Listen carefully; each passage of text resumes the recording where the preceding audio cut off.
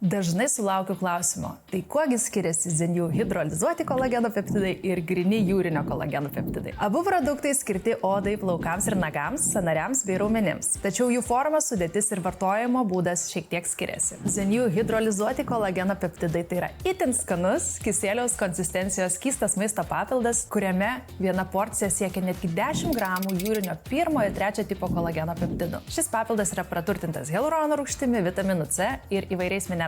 Tai yra visapusiškas kompleksas tinkamas tiems, kurie nori ne tik kolageno papildo, bet pilno grožio kokteilio. Vienos pakuotės pakanka 20 dienų, o akivaizdus rezultatai – elastingesnė oda, sumažėję sąnarių skausmai, greitesnis plaukų bei nagų augimas dažniausiai pastebimi po 3 mėnesių kurso.